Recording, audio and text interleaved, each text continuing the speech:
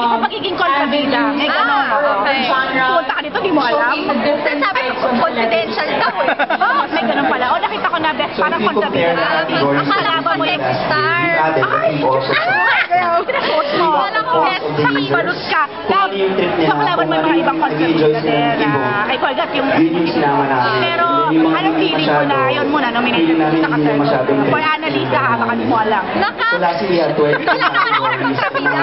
Nakaka-flatter. Kasi napansin nila eh. Kasi nung bago ko tanggapin yung show talaga. I was really scared to do it. Kasi hindi ko alam kung mabibigyan ko ba ng hustisya dahil maamo yung mukha ko.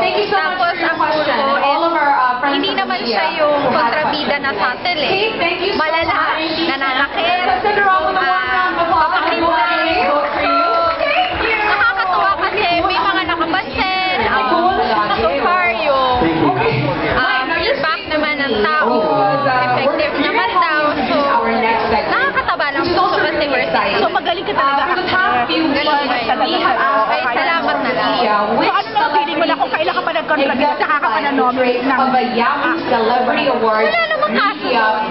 Ang importante naman, To our media friends. basta It's time now to reveal who they yung are. maging effective ka lang na artista sa lahat ng ginagawa ko. Napapansin nila yung effort mo. Okay na ako doon. So, feeling mo ba nanalo ka? Sana.